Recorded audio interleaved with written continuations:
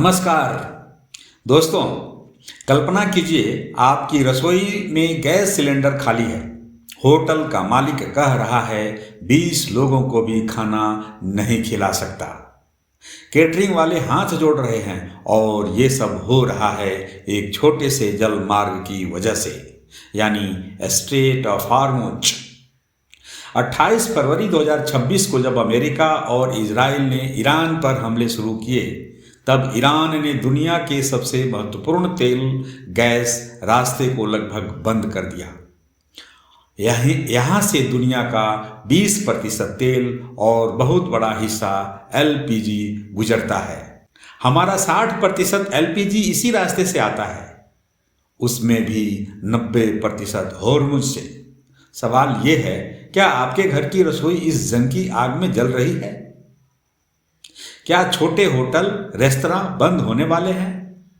और क्या भारत की ऊर्जा सुरक्षा अब एक छोटे जल मार्ग पर टिकी हुई है?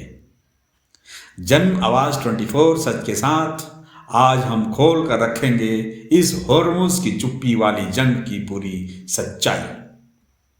क्या भारत ने डिप्लोमेसी से जहाज निकाल लिए? सरकार क्या कह रही है और आम आदमी को क्या करना चाहिए? कोई अफवाह नहीं, कोई घबराहट नहीं, सिर्फ सच्चाई, सिर्फ तथ्य। जन आवाज 24 के साथ मैं हूं आपका दोस्त एस कुमार। चलिए शुरू करते हैं इस रिपोर्ट को, हॉर्मुज का संकट और भारत की परीक्षा। क्या आप सोच रहे हैं, अरे गैस की कमी से क्या फर्क पड़ता है? तो रुकिए, आज मैं आपको वो पूरी कहानी सुनाता हूँ।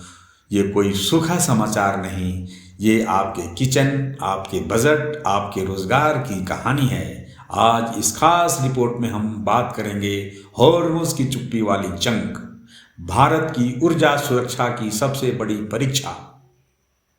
पहला सवाल जो आपके मन में आ रहा होगा, हॉर्मुज स्ट्रेट है क्या?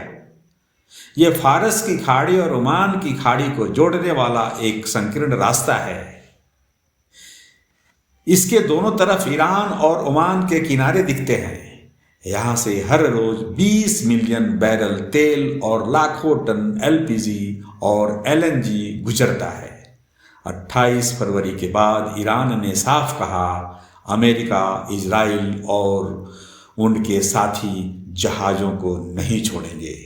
नतीजा, शिपिंग 95% तक रुक गई, भारतीय जहाज फंस गए, एलपीजी के टैंकर रुक गए। अब भारत पर असर देखिए। हम दुनिया के दूसरे सबसे बड़े एलपीजी आयातक हैं। 60% एलपीजी हम आयात करते हैं, उसमें से 90% हॉर्मुज रूट से आते हैं। मार्च के पहले हफ्ते में सिर्फ 2 भारतीय एलपीजी कैरियर शिवालिक और नंदा देवी निकल पाए। बाकी खाली जहाज फारस की खाड़ी में फंसे पड़े थे। सरकार ने उन्हें एलपीजी लोड करके वापस भेजा, फिर भी कमी आई। रसोई से लेकर होटल तक सरकार ने घरेलू एलपीजी को प्राथमिकता दी। वो सही भी है, क्योंकि 33 करोड़ से ज़्यादा घरेलू कनेक्शन हैं। लेकिन कमर्शियल एलपीजी पहले 20% तक सीमित कर दिया गया, बाद में 50% तक किया, फिर 70% तक बढ़ाया। फिर भी पुणे, बेंगलुरु, कोच्चि, कोलकाता, हर जगह होटल रेस्तरां बंद हो रहे हैं। कुछ ने कोयला लकड़ी पर खाना बनाना शुरू कर दिया है, कुछ ने मेनू ही बदल दिया। एक कैटरिंग मालिक ने मुझे बताया, भाई साहब 20 लोगों का फंक्शन भी नहीं कर पा रहा हूं, सिलेंडर मिल ही नहीं रहा है। क्या आप जानते हैं, कुछ शहरों में ब्लैक मार्केटिंग शुरू हो गई है। घरेलू सिलेंडर 2 गुना दाम में बिक रहे हैं। सरकार के इसेंशियल कमोडिटीज एक्ट लगाया, रिफाइनरी को कहा घरेलू एलपीजी उत्पादन 25% बढ़ाओ।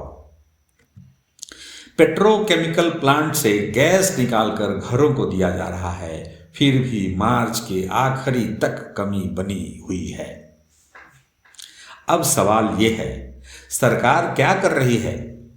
पीएम मोदी ने खुद इस मामले को संभाला और 24 मार्च को अमेरिकी राष्ट्रपति डोनाल्ड ट्रंप से बात की। हॉर्मुज को खुला, सुरक्षित और सबके लिए सुलभ रखना जरूरी है। ईरान के राष्ट्रपति से भी बात हुई। नतीजा, भारतीय जहाज़ों को सुरक्षित पास मिला। कुछ जहाज ईरानी तट के बहुत करीब से गुजरे। भारतीय नौसेना ने ऑपरेशन ऊर्जा सुरक्षा शुरू किया।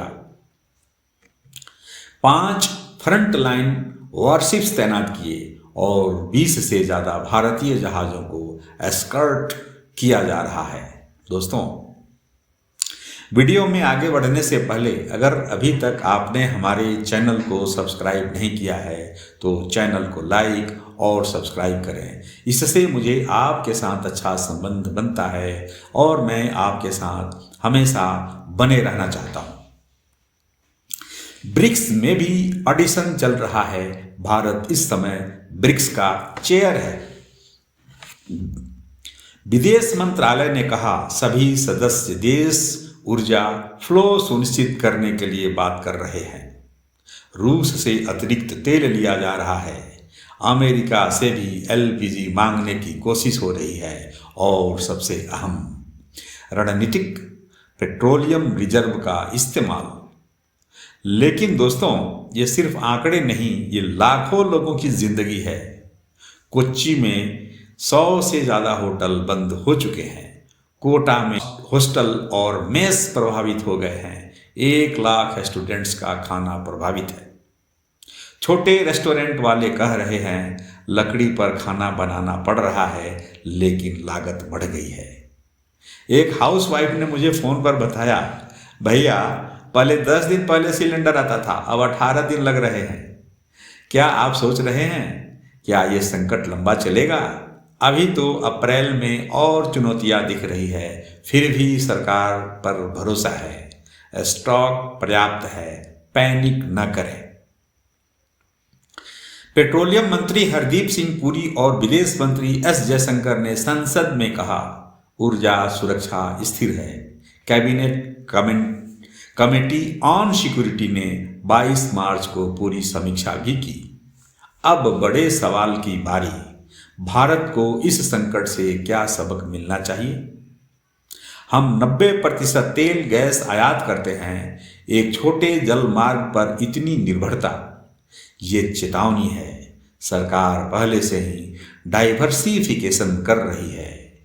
रूस, अमेरिका, अर्जेंटीना, ब्राजील से नए स्रोत बन रहे हैं। रिन्यूएबल एनर्जी बढ़ा रही है, लेकिन अभी भी लंबा सफर तय करना है और भारतीयों की वापसी।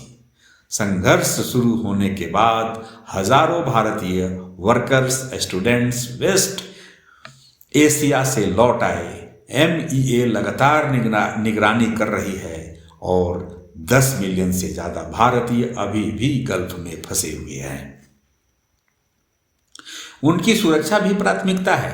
दोस्तों, ये रिपोर्ट मैं इसलिए बना रहा हूँ क्योंकि ऊर्जा संकट सिर्फ कीमत बढ़ाने नहीं बल्कि पूरी अर्थव्यवस्था हिला देने वाले होते हैं।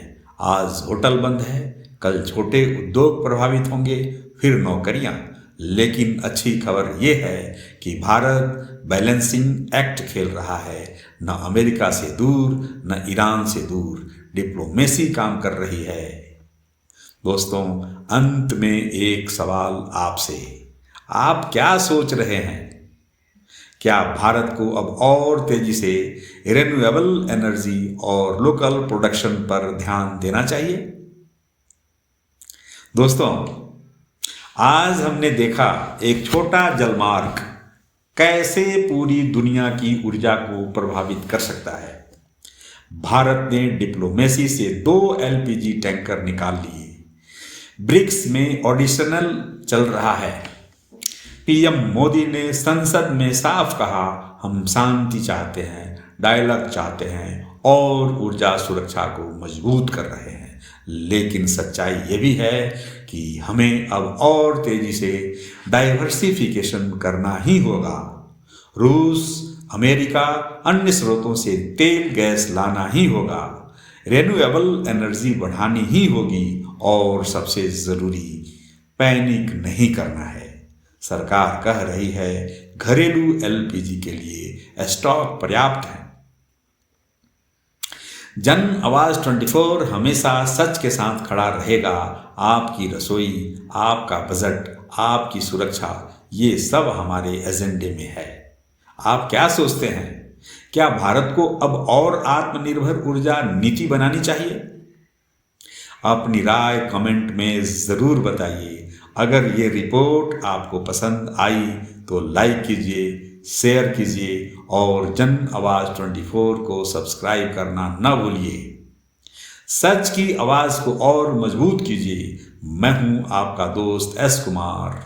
नमस्कार, जय हिंद, जय भारत।